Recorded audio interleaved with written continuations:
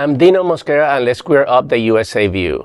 New data reveals LGBTQ plus people far more likely to be stopped, searched, and mistrusted by police. A new review from the Williams Institute reveals that LGBTQ plus people in the US are significantly more likely to be stopped, detained, and falsely accused by police, and many now hesitate to call for help when they need it. Analyzing more than 25 years of research, the report shows queer people are more likely than non-LGBTQ plus people to have been stopped, searched, arrested, and held in custody at some point in their lives. According to the lead author, Joshua Arrayales, quote, experiences of police mistreatment may discourage LGBTQ people from reporting crimes or engaging with law enforcement. Reporting crimes is essential for accurate crime statistics, proper allocation of crime prevention resources, and support services that address the unique needs of LGBTQ survivors, end of quote.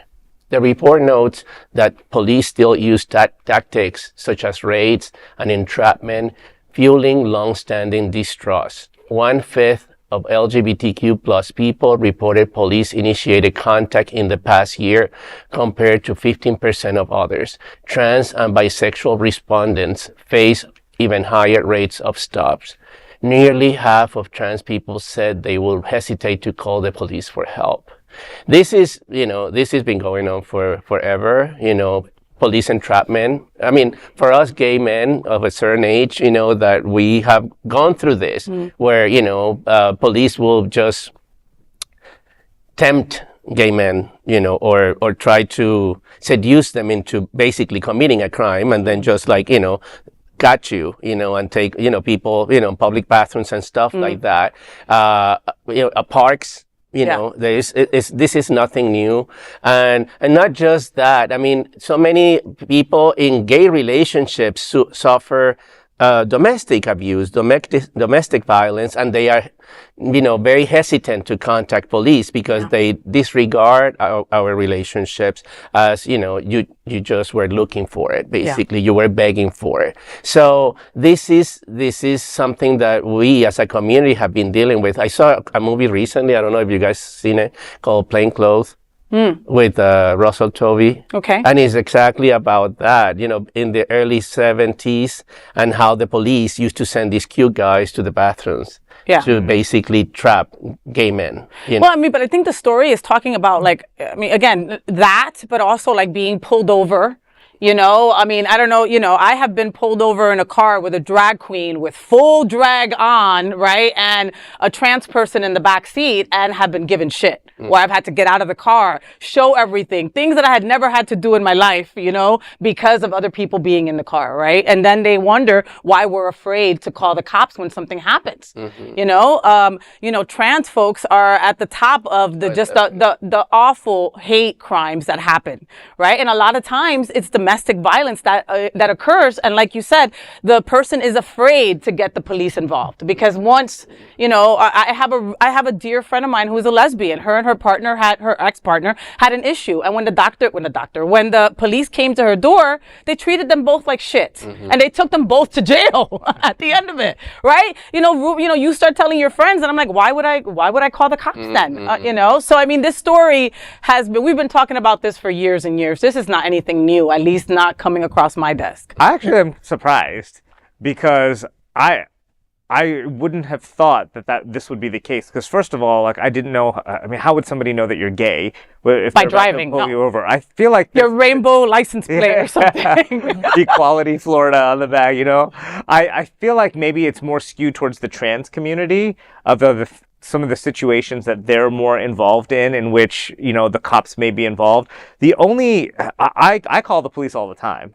All right, I'm kind of a Karen. Yeah, on other people. I'm not on myself. He's the brown Karen of his neighborhood. You didn't know that? Look, I'm a see something, say something person. I'm always trying to save that's safety first. Somebody's life if I can. If if something looks like it's a little askew, I'm calling the police and be like, hey, why don't you check things out? And I've always had a great relationship with the police and my neighborhood police.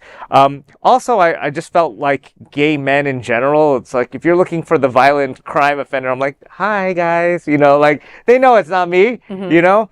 I do, the only territory where it does, I may have like a little bit of understanding in this is being accused of something.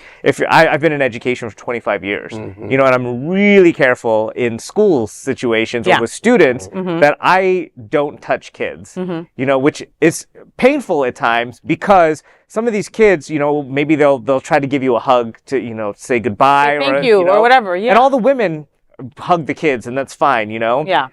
Even some of the straight men will do that, but when it comes to gay men, I just know that we're so targeted.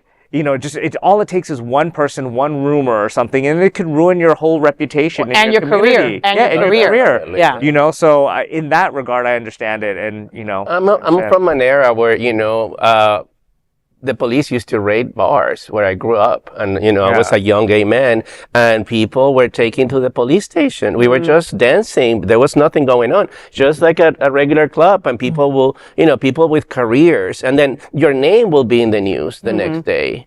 You know, they will take your name and report them. How old are you? Do you know?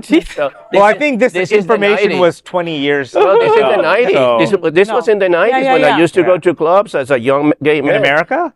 No, back home. Oh, okay. You know, back home. But I mean, there were things here like this. It did happen in America. It happened here too. Yeah. So, you know, and they will take you to the police station, and the next day they will find out at work, you know, you could lose your job. Yeah. You know, this is the Watch time. Fellow Travelers. You'll love it. Yeah, go back to Stonewall. That's, you know, they raided the place, and then Right. you weren't allowed to dance. You weren't allowed to be dressed in drag. You weren't allowed. You weren't allowed anything. Yeah. Yeah, but remember, there was a point in And it this could go world backwards. where a woman couldn't wear pants, okay? And she could also be. So, you know, our relationship with the police, as much as we want to say is getting better, sometimes it's just not, you know, and it's a work in progress. And unfortunately, sensitivity training is not something that's given, and many people should have it, especially law enforcement. Well, there is no other queer nonprofit media platform like this in the entire world. Support our LGBTQ stories by sharing them and subscribing to Queer News Tonight.